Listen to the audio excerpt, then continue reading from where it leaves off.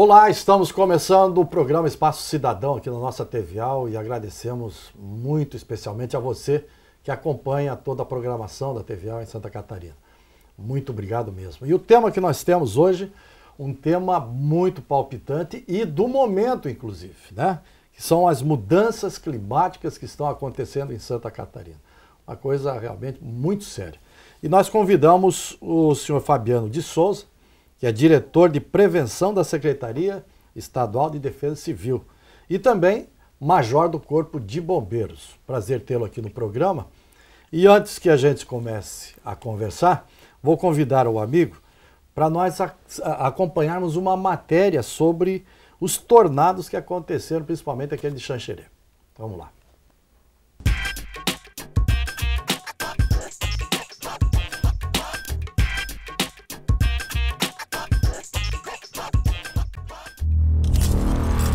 De março de 2015.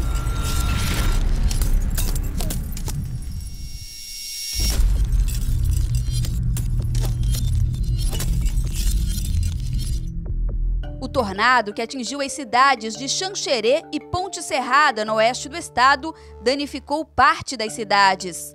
Casas, escolas e muitas empresas ficaram completamente destruídas.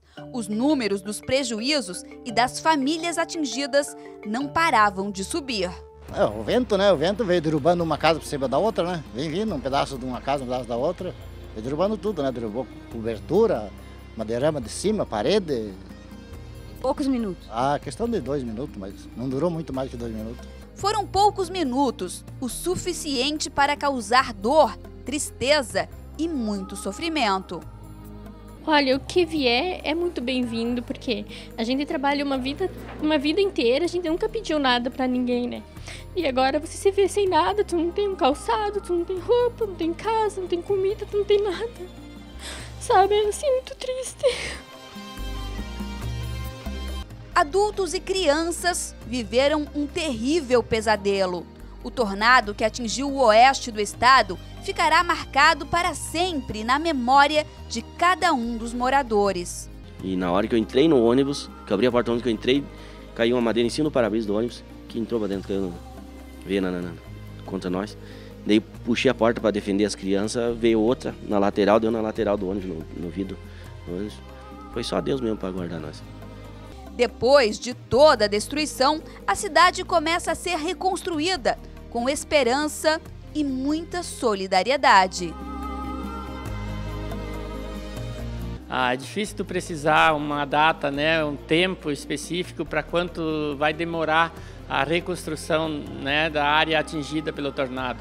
É uma situação que tem que ter muita calma, muita paciência a médio e longo prazo, mas a gente, com muito trabalho, com muito esforço, não só nosso, mas principalmente daquelas pessoas, das famílias que foram atingidas, a nossa intenção é recuperar o mais rápido possível.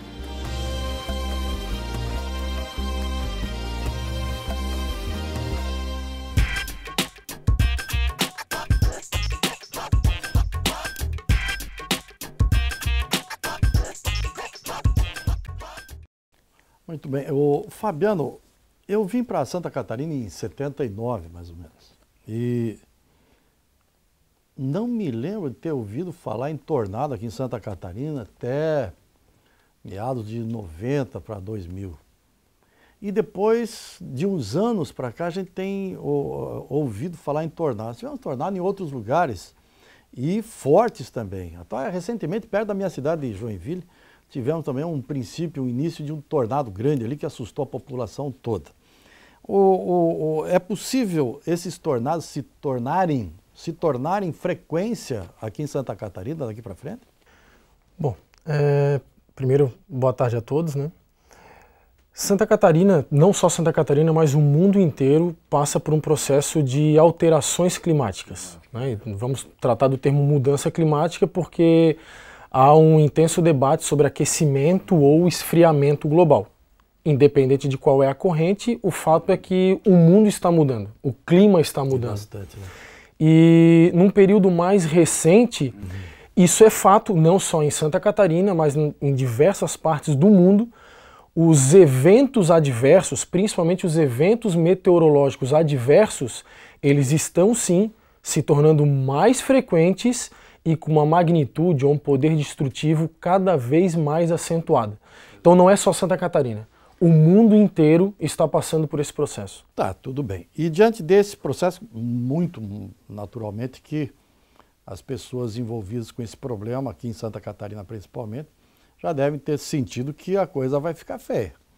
Existe algum equipamento ou alguma forma de se prever estes tornados aqui em Santa Catarina?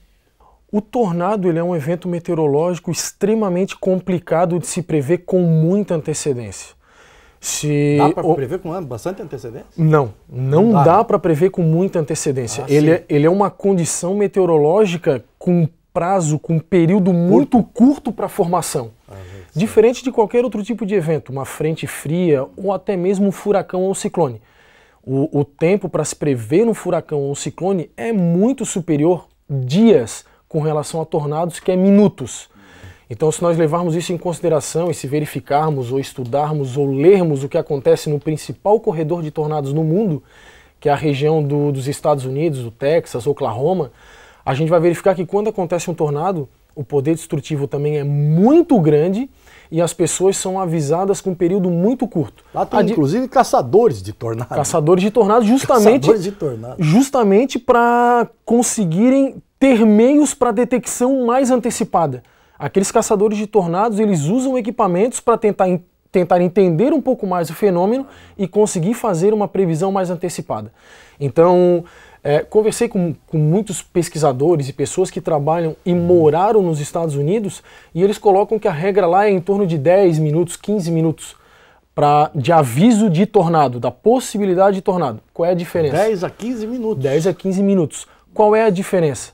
A diferença é que lá a população está mais acostumada, entende o risco e quando recebe o alerta já tem um modo de operar e se proteger já bem definido e bem treinado. O tornado, como é que ele se forma assim, mais especificamente? Se tem um... Eu não sou meteorologista, mas é uma variação de pressão e temperatura entre as massas de ar mais próximas da superfície e numa posição mais alta na atmosfera. Massas de ar quente embaixo, massas de ar frio em cima. Ar quente tem uma tendência a subir, encontra uma massa de ar frio mais acima e começa a descer, e esse ciclo forma um cone que quando ele toca o solo, ventos em alta velocidade, eles vão percorrendo e vão caminhando até perder faz força. Um corredor, né? Ele faz um corredor, ele tem um trajeto, e esse trajeto... Às vezes estreito, né? Estreito e indefinido. Né? Porque ele pode estar seguindo numa direção e eventualmente ele virá sem que se possa prever para qual é o lado que ele vai se direcionar. Eu vi um clipe esses dias atrás de um tornado no Nordeste e o pessoal brincando. Olha, eu acho que é tornado, ó pessoal, estão vendo tornado, não sei o quê. De repente começou a virar pro lado deles. Aí a mulher dizia, corre bem, que tá vindo para cima de nós. Quer dizer, justamente isso, ele muda de rumo, né? Aquele vídeo, ele é extremamente educativo. Você chegou a ver? Eu vi, foi numa praia no Nordeste. Impressionante. Ele iniciou como uma tromba d'água, que é o tornado no mar, né? Exato. Ele iniciou como uma tromba d'água e começou a vir em direção à areia. Exato. E por que ele é educativo? Aquele vídeo, ele simboliza bem qual é a percepção de risco que as pessoas no Brasil têm por um fenômeno que é extremamente perigoso e potencial causador de danos. E nós somos ignorantes em relação a isso, porque a gente Exatamente. Então, ver o evento, estar próximo do evento e quer fazer registro fotográfico, filmagem. Brincando, se divertindo, olha lá, e coisa, né? E de repente mal sabe que pode vir na sua direção, mudar, né? E não só nas questões de tornado, mas nos mais diversos eventos. Existe as pessoas que durante uma cheia ou uma enxurrada vão próximo para conseguir ver o que está acontecendo. Né? E colocam a vida em risco por conta de uma ação como essa. Ô Fabiano, esse tornado que nós tivemos aqui, você tem uma noção da dimensão desse tornado que nós tivemos aqui, e é possível se repetir esse tipo de tornado? Porque tem uns mais leves, outros que não chegam nem a causar prejuízos, mas este especificamente de Xanxerê foi terrível. Mas não é o primeiro. Nós tivemos um bem forte Nós também. tivemos um em 2009 em Guaraciaba. Guaraciaba, com um poder destrutivo muito semelhante. Muito semelhante. A classificação deles é entre o tornado F2 e F3, ventos aí acima de 150, próximo de 200 km por hora. Já aconteceu em 2009 em Guaraciaba, esse agora em Xanxerê, e eles foram bem registrados e bem debatidos e informados pela imprensa em geral, porque eles tiveram um poder destrutivo maior pela magnitude do fenômeno, né? E porque eles atingiram os centros urbanos. E por que esses tornados eles mais acontecem para o lado do oeste do estado? Aquela região. Porque a condição meteorológica daquela região, ela favorece mais a incidência desse fenômeno. Fato curioso, comentávamos um pouquinho antes da nossa conversa, Santa Catarina é a região com a segunda maior incidência de tornado no mundo. Nós aqui? Exatamente. Perde apenas para o corredor americano, Texas, Oklahoma. Por que não se fala tanto? Por que não se registra tanto? Primeiro porque eles acontecem mais nas áreas rurais, e daí não há um registro muito acentuado disso. E geralmente, como o tornado ele acontece mais ao final do dia, porque já houve todo aquele período de um dia mais quente, formação de nuvens convectivas, e mais no final do dia que ele tem uma condição de formação, ele acontece final do dia e à noite. E aí está o problema, como a gente não tem um estudo muito acentuado para isso, dos eventos serem caracterizados como tornado. Normalmente o agricultor, o proprietário da terra que vê a plantação dele devastada, ele diz que é um vendaval. E no fundo era um tornado que foi atingido. O governo adquiriu recentemente, né, não faz muito tempo, um aparelho bastante sofisticado para prever questões de clima e tudo mais. Isso não vai ajudar em nada na questão de tornado? Como nós falamos, o tornado ele é um evento adverso muito rápido, né? muito específico, e não se tem ainda tanto conhecimento sobre ele. Então, a detecção dele, a previsão dele de ocorrência, ela, mundialmente falando, ela não tem ainda uma possibilidade de se fazer essa previsão com muita antecedência. Mesmo os Estados Unidos.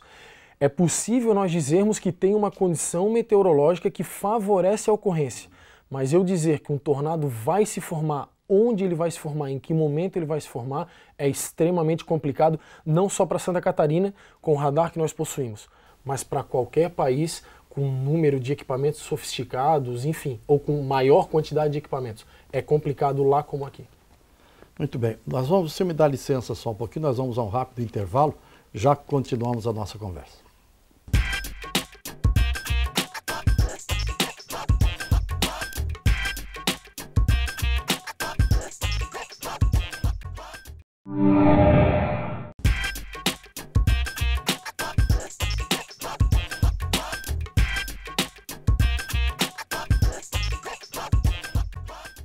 Muito bem, estamos de volta com o nosso programa Espaço Cidadão, e você que está acompanhando, nosso muito obrigado.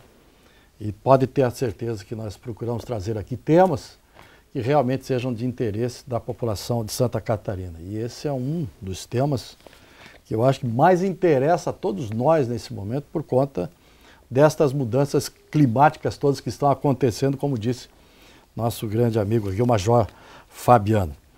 Major, nós tem muitas pessoas também curiosas para saber alguma coisa em relação aos problemas climáticos em Santa Catarina. Nós vamos acompanhar algumas perguntas. Na medida que eles perguntam, nós vamos trazer aqui para que o amigo possa responder. Vamos à primeira pergunta. Bom, eu queria saber quais são os cuidados em relação a raios e trovões. A raios e trovões, Major. Você já fugiu do ciclone, mas raio e trovão também preocupa mais. Mas é uma condição meteorológica que causa muitos danos e traz sérios problemas a muitas pessoas. Bom, os principais cuidados com raios e trovões. O trovão não gera nenhum tipo de problema, porque é uma situação que acontece entre as nuvens, quando há o choque delas, e é o barulho. Agora, a descarga atmosférica, essa sim tem um poder de destruição e de risco de morte para as pessoas bastante acentuado.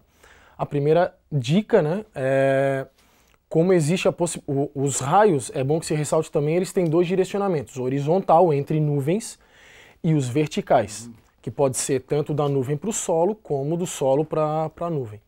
Esses sim é o que podem gerar algum tipo de problema. Eles sempre vão matar, né? Sem dúvida. Eles sempre vão procurar o caminho mais curto, né, entre a nuvem e o solo e o aterramento. Então, ficar ao lado de objetos que sejam altos é um perigo, é um problema, principalmente tipo assim, em locais mais descampados. Então, árvore, essas coisas? Exatamente. Se eu estiver numa fazenda, num campo... Campo de futebol, né? Eu já vi muito... Exatamente. Num campo, uma árvore é o local onde possivelmente o caminho que aquele raio vai tomar. Então, ao lado de placas, árvores, estruturas metálicas... O campo é por causa do solo encharcado? Não, como eu disse, ele vai seguir o caminho mais curto.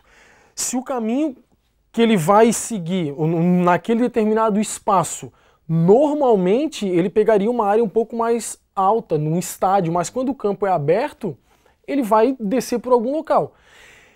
E a descarga atmosférica não precisa atingir a pessoa, necessariamente. Se ela for próxima daquela pessoa, ela já pode causar problemas. Eu vi esse tempos atrás um raio que pegou um pessoal que estava de sombrinha O que puxou aquilo? O guarda-sol puxa raio agora? Exatamente. Eu ia fazer justamente esse comentário. A praia é um perigo constante. As pessoas começam a verificar que existe uma formação para trovoadas. Melhor se afastar. Sai daquele local. Imagine a praia, aquela extensão de areia plana, com o mar plano, com um guarda-sol apontado para cima. Aquele dali é um dos principais pontos que o raio vai se direcionar. As pessoas próximas vão sofrer a descarga atmosférica. Ainda sobre esse assunto, o elemento está dentro do carro, começa a dar esses raios. Às vezes tem vontade de sair de dentro do veículo. Dentro do veículo é o local mais protegido, sem dúvida alguma. Está mais protegido dentro do veículo. Dentro do veículo ele está completamente protegido. O veículo ele está isolado. Por causa dos pneus, né? Exatamente. Ele está isolado dentro do veículo. Né? Então ele faz uma gaiola de Faraday, que é chamada. Então dentro do veículo não tem nenhum tipo de problema. Agora, se quiser sair, pode ter um problema gravíssimo. Pode acabar levando. Em caso de trovoada, com raios, descarga atmosférica, fique dentro do veículo, que é um local seguro. Fabiano, vamos ver mais uma pergunta de um telespectador. No meio de um tornado, é mais seguro ficar na rua ou dentro de casa? Essa é uma pergunta difícil, hein? Aliás, eu também tenho essa curiosidade. No caminho do tornado, sempre é uma situação de perigo, mas sem dúvida alguma, dentro de uma edificação é mais protegido do que fora dela. Dependendo da edificação também, né? Uma casa de madeira leva tudo. Mesmo assim, é mais protegido do que fora dela, mesmo sendo uma proteção muito frágil, vamos dizer. Frágil, né? Tem que se ter a noção que num tornado existe o cone e aquela formação, aquele cone de vento, as pessoas estão vendo. Mas por fora dele né? Existe muita circulação de ar, muito vento, com muita velocidade que as pessoas, por vezes, não enxergam. E o grande problema de ficar na rua exposto são os projéteis que são arremessados por ele. Violentamente. Então, além da pessoa sofrer com a ação do vento e acabar sendo arremessada para um outro local, tem todos aqueles objetos que o tornado vai passando e vai puxando, que podem ser arremessados na própria pessoa. Em casa, inclusive, acho que o abrigo melhor é se em alguma coisa, embaixo de alguma coisa dentro de casa, né? Porque que passa vai levando tudo. Aí o que é interessante, que nós vimos algumas cenas em Xanxerê que são extremamente temerosas, né? Dentro de casa é mais abrigado. Porém, não fique do lado da janela ou do lado da porta para querer ver o fenômeno passar. Né? Como a gente viu, como aconteceu filmagens, né? Então, imagine, do lado de uma janela de vidro, né? As pessoas ficando. Então, dentro de casa é mais protegido. É claro, nós ainda precisamos criar uma cultura para que a proteção ainda seja maior para um local que tem muita incidência de tornado, como é o oeste de Santa Catarina. Nos Estados Unidos, por exemplo, é muito típico ter o abrigo no subsolo. Né? Abrigo anti-tornado. Anti-tornado. Anti-tornado. é extremamente importante a gente começar a pensar tanto no modelo construtivo quanto nesse tipo de proteção para as pessoas que estão nessa área que frequentemente é atingida por tornado. Vamos ver mais uma pergunta de um telespectador nosso. Depois que um tornado passa, ele pode voltar no mesmo lugar que ele passou? É possível? Normalmente, um outro tornado, né? O tornado, quando... O mesmo não... O mesmo, eu nunca ouvi ou li nenhum tipo de relato dessa natureza, dele passar no local e retornar para o mesmo. Nunca vi nenhum tipo de registro. Tornado que se formou... Agora, como a condição meteorológica ela é favorável à ocorrência de um tornado, a formação de outro tornado em momentos após ou até simultaneamente passando naquele local é possível. Agora, o mesmo tornado eu nunca vi nenhum tipo de registro, nenhum tipo de relato que o mesmo tornado passou mais de uma vez naquele mesmo local. Tem uma condição meteorológica, ele segue um determinado caminho, e esse caminho pode ser uma extensão de quilômetros, é só a gente verificar, né? O mesmo lugar em Xanxerê, qual foi a área que ele percorreu. Mas registro de um mesmo tornado passar no mesmo local mais de uma vez, o Major Fabiano, esse tornado que atingiu Xanxerê é o mesmo que atingiu a cidade vizinha lá? No início, houve relatos de tornados diferentes. Tudo indica que foram 2 tornados. Por conta da distância também, né? Porque normalmente ele não fica muito tempo na Terra ou ele vai fazendo... Não, ele percorre quilômetros? Ele pode ser um tornado muito curto, ele atingir a Terra e momentos depois, minutos depois, ele já se dissipar e não existir mais, mas ele pode percorrer quilômetros sim, é possível. Olha só. Mas tudo indica que aquela situação de Xanxerê e Ponte Serrada foram 2 tornados. Mas isso ainda os meteorologistas estão analisando e devem chegar com um prazo razoável numa conclusão. Temos mais uma pergunta, né? Vamos a mais uma pergunta de um telespectador. É verdade que em caso de raios eu preciso tirar tudo da tomada? Essa é uma pergunta que muita gente se faz, né? Quem sabe o Major não pode dar uma explicação. Bom, para descargas atmosféricas, por que sempre se... É sugerido, né? É importante que se tire os equipamentos da tomada. Se você não tirar, certamente você vai perder o equipamento. A minha sogra, agora eu vou entrar em família aqui, vocês que estão em casa aí. Minha sogra, faz 1 mês e meio, perdeu uma televisão. Perdeu uma televisão. Quando ela tinha seguro, agora está brigando com o seguro para pagar a televisão dela, porque foi num raio. Exato. Um raio que queimou a televisão dela. Isso. Se a casa é protegida, se a edificação é protegida, mesmo que ela tenha todo o sistema para descarga atmosférica bem dimensionado, bem instalado, se sugere que a partir do momento que a edificação é atingida por um raio, esse raio ele vai percorrer um caminho até a Terra. Exatamente. Então, nesse percurso, os equipamentos que estiverem nesse percurso foi a televisão da minha sogra. Exatamente. Então, existe uma grande possibilidade dos equipamentos serem danificados e queimados por conta disso. Então, se sugere que se tire os equipamentos da tomada para que você não os perca. Por bom senso, né? Tira fora, não custa nada. Exatamente. Tira fora. E quando viaja?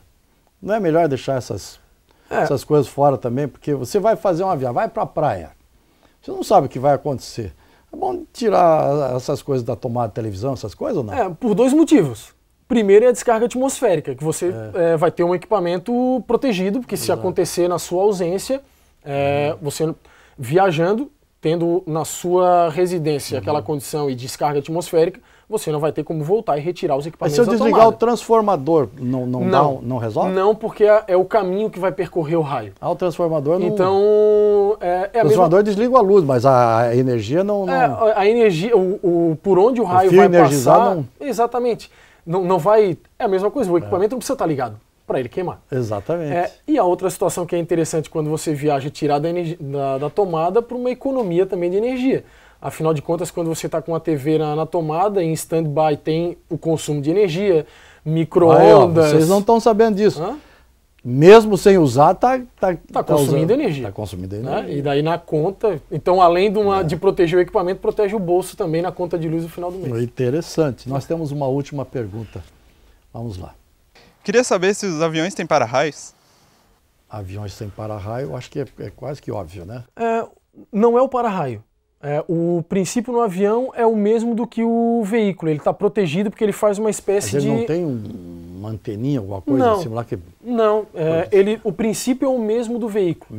É uma gaiola de Faraday e o que está dentro dela está protegido. Então, e acontece com muita frequência, descargas atmosféricas em aeronaves. Né? E ela está protegida por essa circunstância. Tem toda uma fuselagem metálica cobrindo ela e o que está dentro dela está protegido. Major, nós estamos com o tempo quase que no fim aqui.